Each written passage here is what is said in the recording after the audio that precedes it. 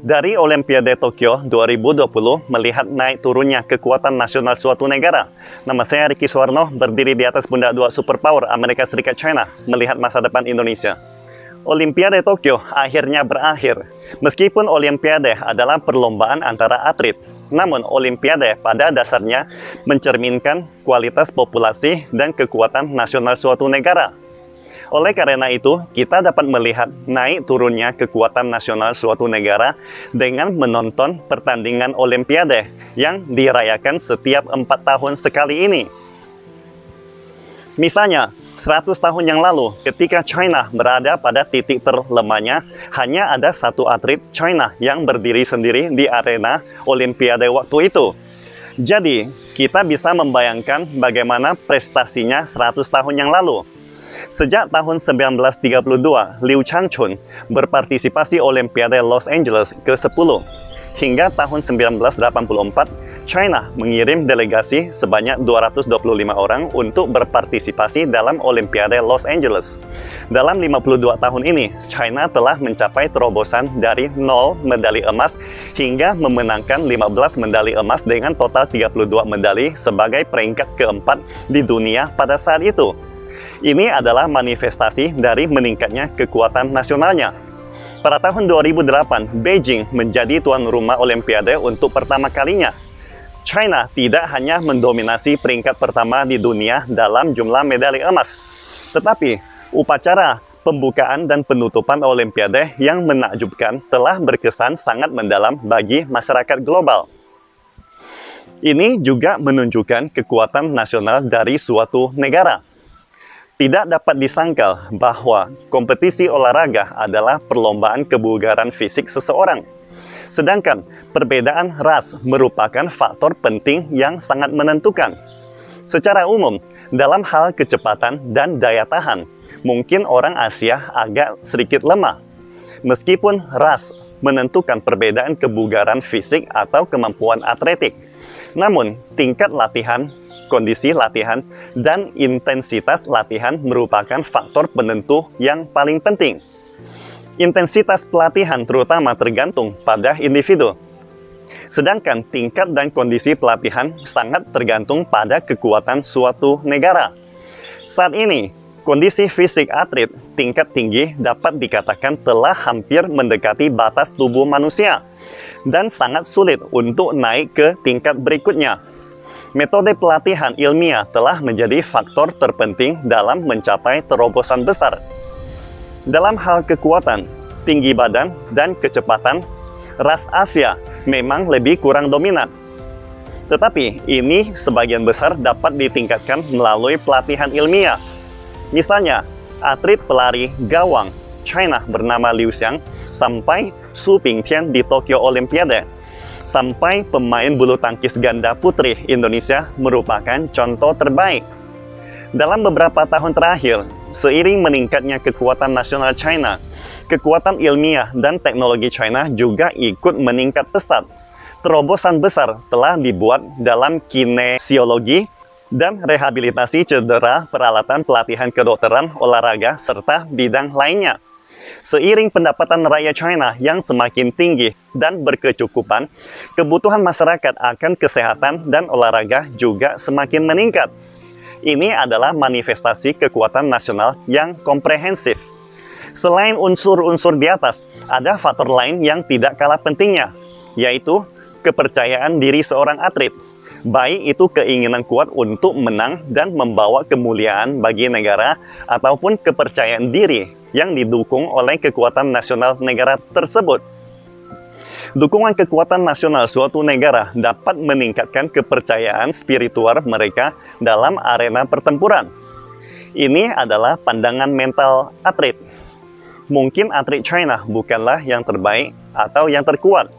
Tetapi dari Tokyo Olimpiade kali ini sangat jelas terlihat bahwa atlet China memiliki pandangan mental dan kepercayaan diri yang sangat baik. Hal ini disebabkan karena meningkatnya kekuatan nasional China secara komprehensif di masyarakat global. Meskipun Amerika Serikat masih menjadi negara terkuat di dunia, namun Amerika Serikat saat ini sedang dalam keadaan resesi serius dan peningkatan robekan sosial dan sebagainya. Amerika Serikat secara bertahap mulai terisolasi di dunia, ataupun tongkat hegemoni Amerika Serikat yang semakin kurang berkhasiat. Hal ini membuat atlet Amerika yang dulunya merasa dirinya lebih superior dari negara lain sekarang sedang mengalami kemunduran. Sehingga kepercayaan diri mereka secara alami sangat terpukul. Misalnya, ada pesenam Amerika yang terkenal mengundurkan diri dari pertandingan hanya karena masalah psikologis. Dan rekan satu timnya menekankan bahwa mereka tidak berutang medali emas kepada siapapun dalam menghadapi tuduhan dan serangan terhadap atlet ini oleh netizen Amerika. Ini adalah suatu hal yang layak dipikirkan secara mendalam oleh orang Amerika sendiri. Meskipun Amerika Serikat bukanlah negara yang dilanda peperangan dalam negaranya, namun Amerika Serikat dalam beberapa tahun terakhir telah menjadi negara dengan perpecahan dan kekacauan sosial yang sangat parah. Penurunan kekuatan nasional Amerika Serikat merupakan faktor penyebab utama, sehingga hal ini juga membawa dampak dan kesulitan untuk seleksi dan pelatihan atlet Amerika. Penurunan signifikan dalam keunggulan teknologi olahraga juga membuat kepemimpinan Amerika Serikat secara keseluruhan mulai anjlok. Ini bukan hanya sekedar masalah America First. Sebagai contohnya lagi, di masa lalu, orang Amerika tidak mengerti mengapa orang China begitu peduli dengan medali emas. Beberapa atlet China menjawab bahwa itu karena kekuatan nasional China yang sangat lemah dan kurang percaya diri saat itu. Lalu, hari ini China sudah menjadi kekuatan perekonomian kedua terbesar di dunia yang telah melepaskan label kemiskinan dan keterbelakangan. Secara alami juga telah menunjukkan rasa percaya diri yang sangat mendalam. Bahkan, saat ini mereka tidak lagi begitu terobsesi dengan medali emas. Yang paling penting bagi China hari ini adalah apakah mereka bisa memancarkan momentum China yang paling kuat. Dulu, pemerintah Amerika dan publik Amerika sama sekali tidak peduli dengan seberapa medali emas yang diperoleh. Itu karena Amerika Serikat memimpin dunia dalam berbagai bidang. Namun, sayangnya, seiring menurunnya kekuatan nasional mereka hari ini, orang Amerika menjadi sangat peduli dengan jumlah medali emas atau total medali yang mereka peroleh. Buktinya, media mainstream Amerika menjadi sangat peduli dengan total medali yang diperoleh dalam Tokyo Olimpiade yang baru lalu. Akibatnya, membuat dunia merasa orang Amerika yang semakin kurang kepercayaan diri. Jika Amerika Serikat tidak peduli dengan medali emas, maka Presiden Joe Biden tidak perlu mengeluh setelah sepak bola wanita Amerika Serikat mengalami kekalahan dengan mengatakan bahwa mereka sebenarnya bisa saja memenangkan medali emas. Jadi, ini bukan hanya ekspresi penyesalan, tetapi juga ekspresi ketidakpuasan Joe Biden terhadap para atletnya. Just FYI, performa emosional terhadap tim sepak bola wanita Amerika Serikat sebenarnya merupakan respons terkonsentrasi terhadap performa seluruh tim Olimpiade Amerika Serikat kali ini. Kinerja bidang unggulan tradisional China di Olimpiade Tokyo memang cukup mengesankan. Namun, yang paling mencolok adalah bidang kelemahan tradisionalnya, bidang trek dan lapangan. Hal yang paling menyentuh adalah bagaimana menaklukkan dan menerobos diri sendiri, dan kemudian menggoncangkan dunia. Dalam Olimpiade Tokyo kali ini, kecepatan dan kekuatan China telah meningkat dengan sangat jelas, sangat sinkron dengan kondisi pembangunan negaranya saat ini. Kecepatan perkembangan ekonomi China memang sangatlah unik di dunia, dan peningkatan kecepatan kekuatan atlet China juga unik di dunia. Meskipun sebagian besar dari mereka belum memenangkan medali emas, namun itu telah membuat kekaguman dan mungkin juga rasa iri hati dunia dengan kecepatan pembangunan China. Sebaliknya, situasi Amerika Serikat sangatlah kontras tajam dan berbeda dengan China. Sedikit kemajuan dalam bidang non-tradisional mereka, sedangkan bidang olahraga jagonya Amerika seperti berenang, trek dan lapangan, termasuk 3 bidang pertandingan bola utama menurun lebih cepat daripada penurunan kekuatan nasional Amerika.